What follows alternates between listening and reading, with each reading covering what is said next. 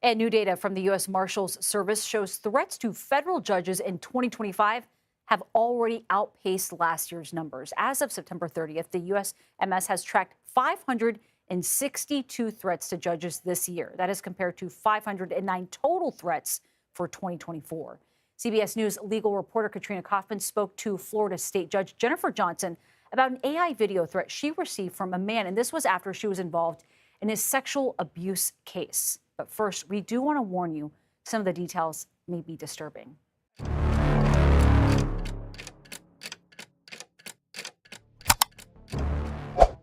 Il existe des moments où le fonctionnement habituel des institutions est sensiblement modifié. Un événement récent au niveau fédéral n'a pas attiré l'attention en raison de son issue immédiate, mais plutôt en raison du signal qu'il a envoyé concernant les limites institutionnelles et la réponse formelle du système.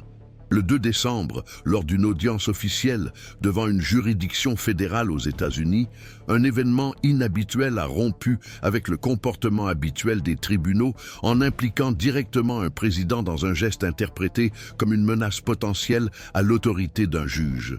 La session, qui traitait de la procédure de l'une des affaires les plus délicates de la carrière judiciaire de Donald Trump, a été marquée par un moment d'interruption abrupte lorsque, face au refus du magistrat d'accepter de nouvelles demandes de report, le défendeur a formulé un avertissement interprété par les observateurs présents comme une indication de représailles. Selon les registres disponibles et les rapports de sources ayant accès à l'audience, la phrase prononcée par Trump « Si vous me condamnez », il y aura des conséquences, a été prononcée dans un cadre officiel, devant des fonctionnaires du tribunal, des avocats et des sténographes, ce qui a éliminé toute marge de doute quant à sa matérialité ou son contexte. À partir de ce moment, le magistrat chargé de mener l'audience a pris une mesure immédiate et institutionnellement pertinente. Il a ordonné la divulgation d'enregistrements précédemment sous scellé judiciaire. Selon des sources proches du dossier, le contenu de ces enregistrements comprend des déclarations du défendeur lui-même, potentiellement contradictoires avec la défense publique qu'il soutenait depuis le début de l'affaire. L'impact de cet épisode ne s'est pas limité aux résultats immédiats de l'audience ou à la divulgation des enregistrements audio. La décision judiciaire a été interprétée par les juristes comme indiquant une limite qui serait fixée en temps réel par les représentants du pouvoir judiciaire face à des comportements répétés de pression sur la conduite des procédures judiciaires. L'incident, en plus d'enregistrer une possible infraction supplémentaire dans le domaine pénal, à savoir tentative d'entrave à la justice ou intimidation de l'autorité judiciaire, a conduit le magistrat à ordonner que les enregistrements soient non seulement joints formellement au dossier, mais également mis à disposition en tant que matériel procédural à prendre en considération dans d'éventuelles délibérations futures. Il s'agit donc d'un double mouvement. D'une part, la réponse immédiate et assertive d'un juge fédéral face à un comportement interprété comme un défi à l'intégrité institutionnelle du processus. D'autre part, l'activation d'un nouvel axe probatoire qui pourrait modifier la portée des accusations initiales. Selon des sources qui ont suivi l'audience et ont accès à l'équipe juridique impliquée, la documentation relative à cet épisode a été intégrée au dossier en tant que preuve autonome, indépendante du bien-fondé des accusations principales, augmentant ainsi le risque de nouvelles accusations pénales.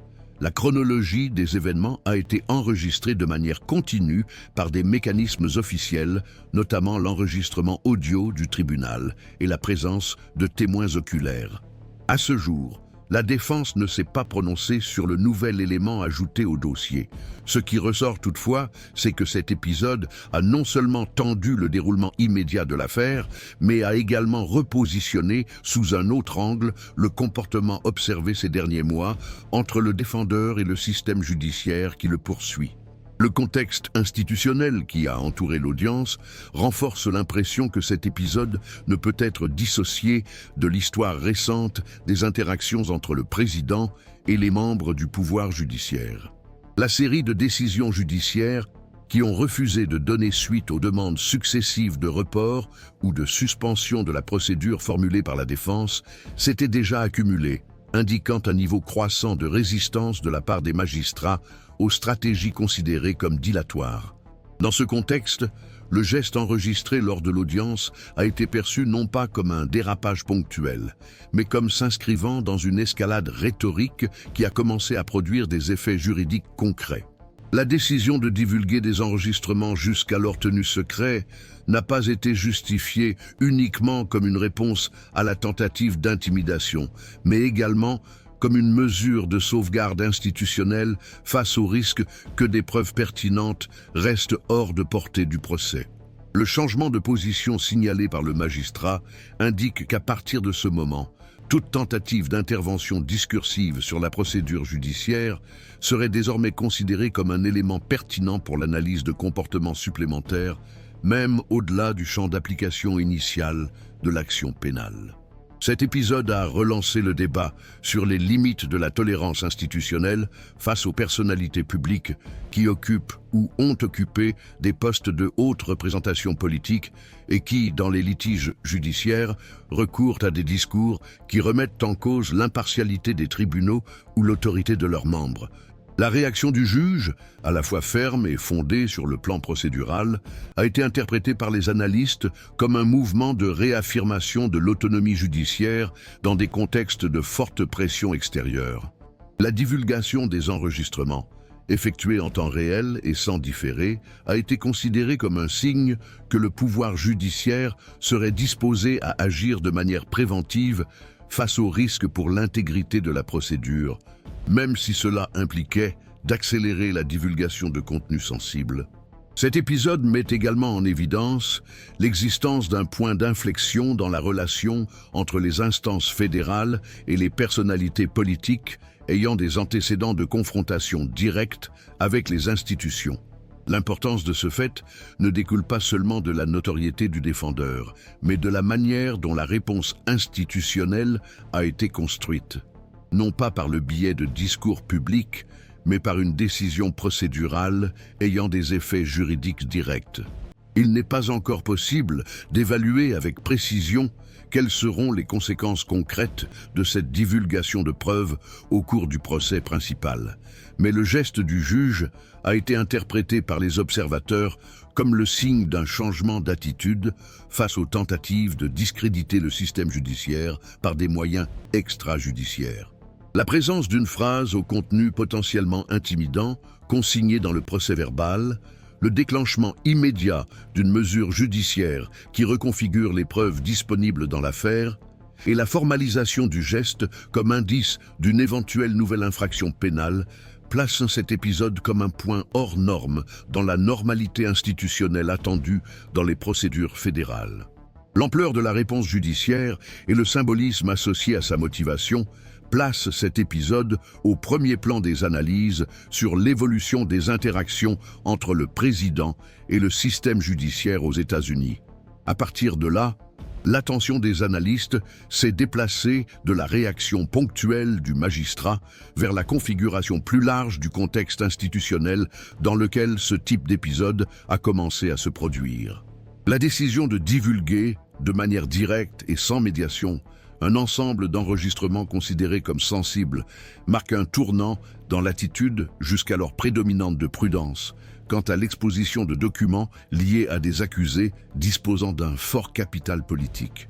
Ce qui était auparavant réglé par des procédures confidentielles ou des débats internes entre la défense et l'accusation est désormais traité selon un nouveau paradigme.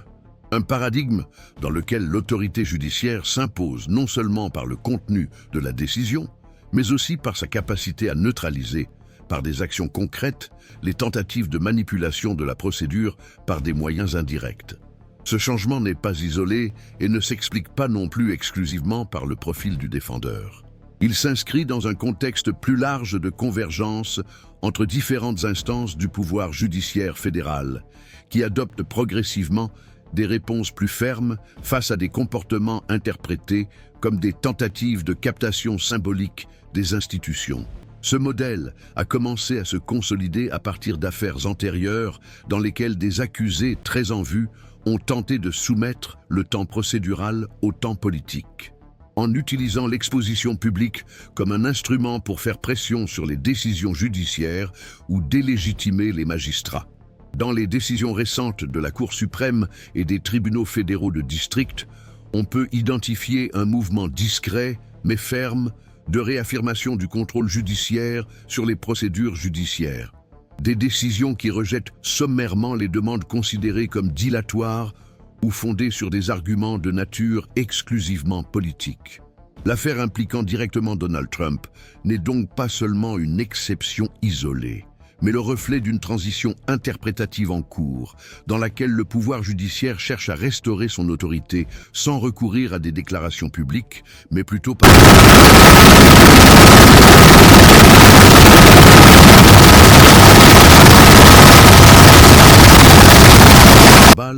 mais s'inscrit également dans une tendance au durcissement institutionnel face aux tentatives de renverser l'équilibre entre les parties par le biais d'intimidations symboliques ou rhétoriques.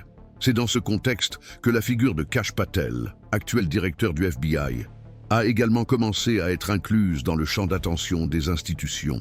Des reportages récents indiquent que son maintien à ce poste serait en cours de réévaluation en raison d'une série d'épisodes impliquant l'utilisation de ressources publiques à des fins personnelles, comme l'utilisation d'avions officiels pour des visites à caractère privé.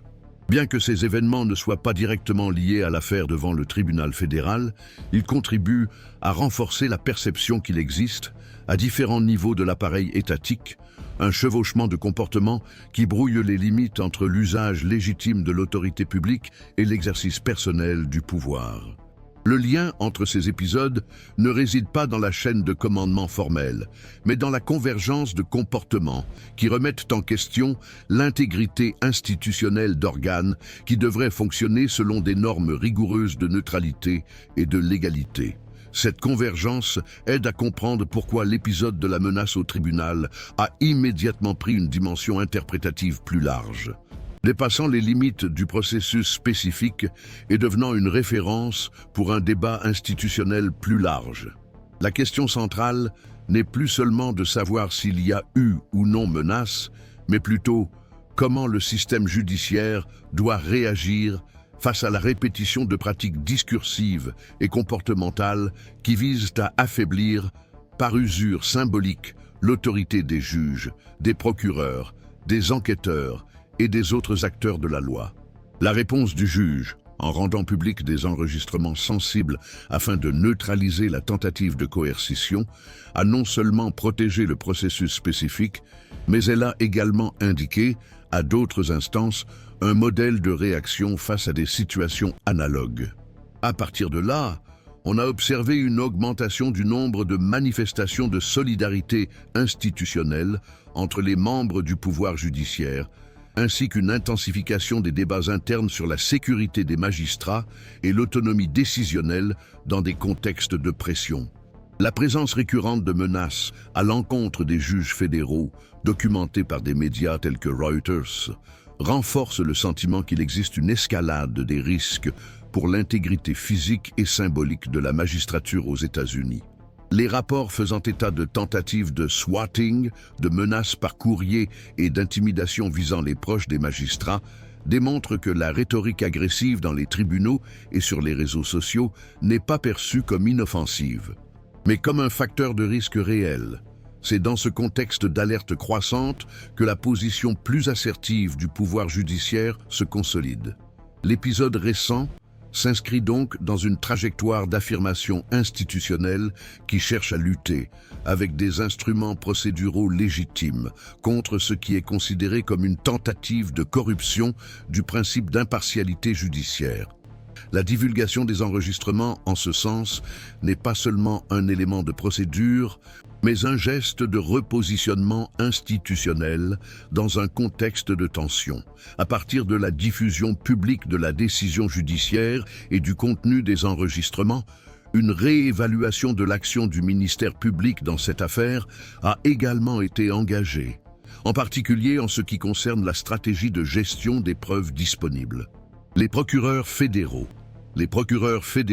ont commencé à envisager l'hypothèse que l'épisode lui-même de menace verbale pourrait constituer un nouveau chef d'accusation à traiter comme une infraction autonome.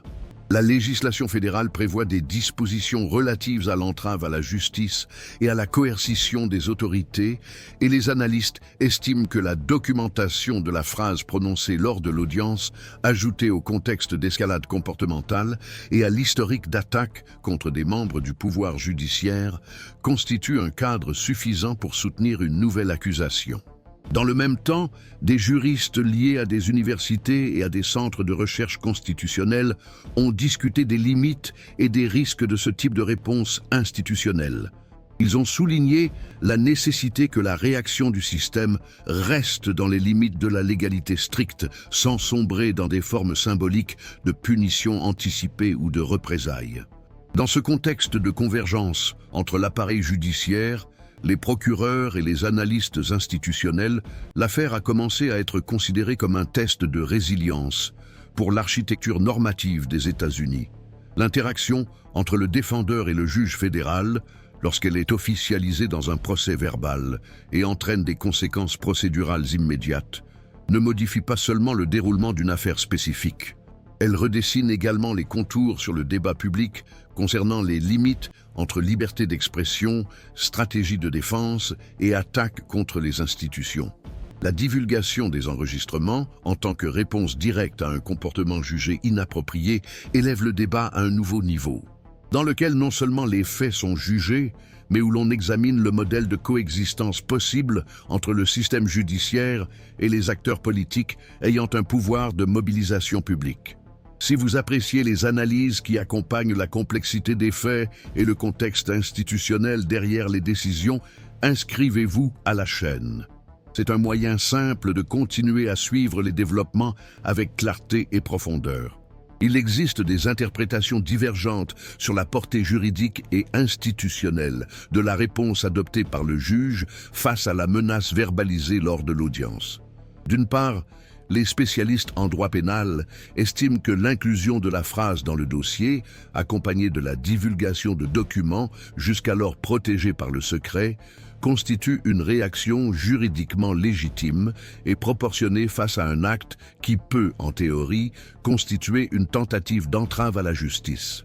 De ce point de vue, la formalisation de la menace comme preuve et l'incorporation d'enregistrements qui contredisent les versions publiques du défendeur constitueraient non seulement un renforcement probatoire, mais aussi un signal clair que le pouvoir judiciaire ne se soumettra pas à des pressions extra-procédurales. D'autre part, certains analystes mettent en garde contre le risque que ce type de mesure soit interprété à l'avenir comme une forme d'escalade institutionnelle, dans laquelle le pouvoir de réponse judiciaire prendrait des connotations de conflit symbolique avec des personnalités publiques poursuivies en justice. Dans ce contexte, le défi serait de maintenir une distinction claire entre une sanction procédurale légitime et un geste pouvant être interprété comme une rétorsion indirecte à des comportements incompatibles avec le rituel des tribunaux. Cette ambiguïté alimente un débat plus large sur les limites de la contention institutionnelle face à des accusés qui, en raison de leur capacité de mobilisation publique et de leur place centrale sur la scène politique, font de chaque geste du pouvoir judiciaire un facteur potentiel de polarisation. L'affaire récente a intensifié ces discussions en créant un scénario dans lequel la tentative d'intimidation elle-même est devenue un élément formel du procès, modifiant non seulement son récit, mais aussi sa structure probatoire. Certains juristes soutiennent que cette approche inaugure un nouveau niveau d'interprétation, celle de la judiciarisation du comportement lors de l'audience en tant qu'élément autonome, non accessoire et doté de ses propres conséquences. L'hypothèse qui est actuellement discutée est que ce type d'incident, s'il se répète, sera traité non seulement comme une circonstance aggravante, mais aussi comme le noyau structurant de nouvelles accusations formelles. D'autre part, des universitaires liés à des centres de recherche constitutionnelle avertissent que la cristallisation de ce modèle peut présenter des risques pour la prévisibilité de la procédure pénale. en rendant la frontière entre le comportement procédural inapproprié et le crime supplémentaire excessivement poreuse. Le débat s'est également étendu au domaine de la sécurité institutionnelle et de l'intégrité du système judiciaire dans son ensemble. Selon des analystes du domaine de la sécurité publique travaillant auprès des tribunaux fédéraux, il existe un effort croissant pour renforcer les protocoles de protection des magistrats et de leurs familles, en particulier dans les affaires très médiatisées.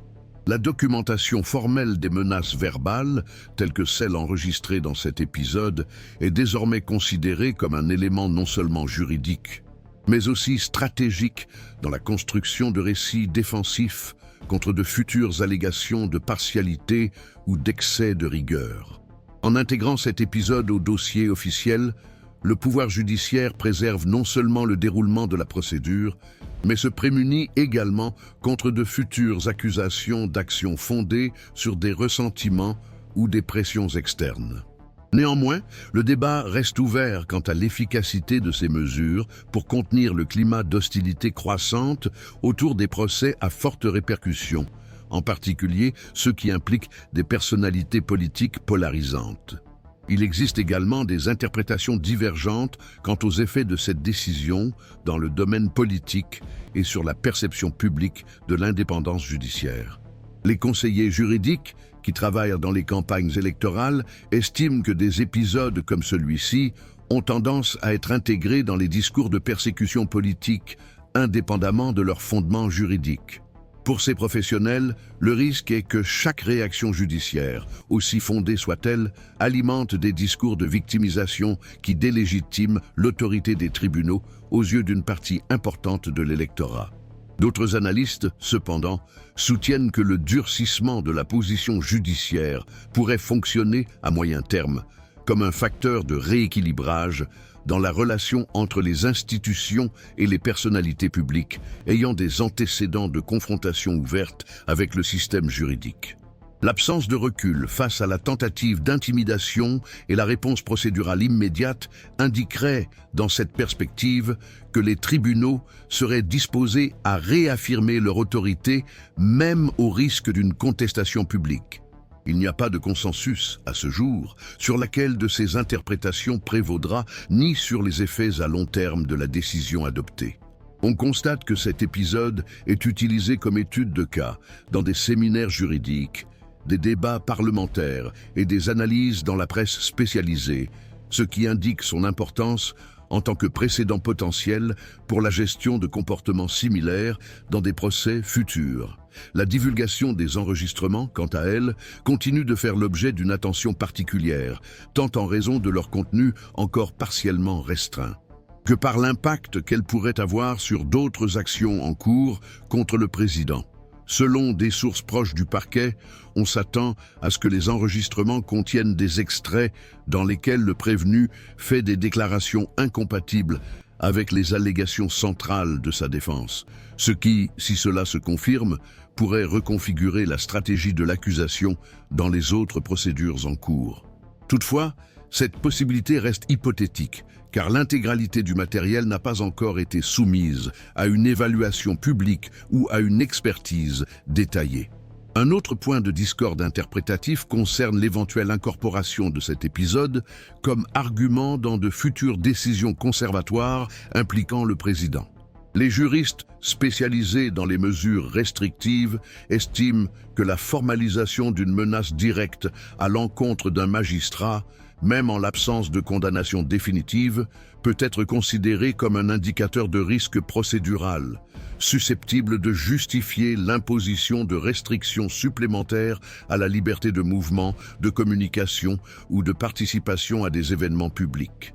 D'autre part, les avocats exerçant devant les tribunaux fédéraux soulignent que l'utilisation de cet argument dépendra de la contextualisation précise de l'épisode, y compris le ton, les circonstances et l'évolution ultérieure du comportement du défendeur. Ainsi, le scénario juridique reste ouvert avec de multiples voies possibles à partir des décisions qui seront prises dans les prochains mois, tant dans le domaine pénal que dans la sphère administrative de la justice fédérale. Au niveau institutionnel, l'épisode a également suscité des réactions discrètes dans d'autres pouvoirs. Des informations provenant des coulisses indiquent que des membres du Congrès discutent, au sein de commissions internes, des moyens de soutenir des mesures visant à renforcer la protection des juges fédéraux sans que cela soit interprété comme une ingérence dans le déroulement des procédures. Dans le même temps, les dirigeants des partis ont évité les déclarations publiques plus incisives, adoptant une attitude d'observation attentive. Certains parlementaires espèrent que la conduite rigoureuse de la procédure par le pouvoir judiciaire aura un effet dissuasif sur de futures tentatives d'intimidation. D'autres, cependant, expriment leur inquiétude quant au risque que des épisodes comme celui-ci exacerbent encore davantage la polarisation politique, amenant une partie de l'électorat à considérer le système judiciaire comme un acteur politiquement engagé. L'absence de consensus sur l'interprétation institutionnelle de cet épisode renforce l'idée que les développements futurs dépendront non seulement des décisions juridiques à venir, mais aussi de la manière dont les différents secteurs de la société choisiront de les interpréter et de les raconter. Le débat reste donc ouvert. Les interprétations s'organisent encore autour de possibilités conditionnelles, et les effets juridiques et institutionnels dépendront de la continuité des procédures, des réactions ultérieures du défendeur et du comportement des acteurs impliqués. Ce que cet épisode révèle, pour l'instant, c'est la complexité de la coexistence entre le système judiciaire et les personnalités politiques qui remettent en cause de manière récurrente les rituels et les limites formelles des institutions.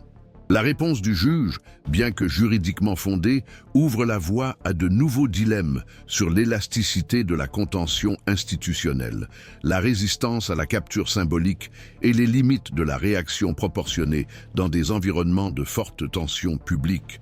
Aucune des réponses disponibles à ce jour n'est définitive. Aucune des hypothèses en débat ne peut être écartée d'emblée. Le scénario reste ouvert. Si ce type d'analyse vous intéresse, envisagez de suivre la chaîne. Notre objectif est d'offrir un contexte et une continuité afin que chaque nouvel épisode puisse être compris plus clairement.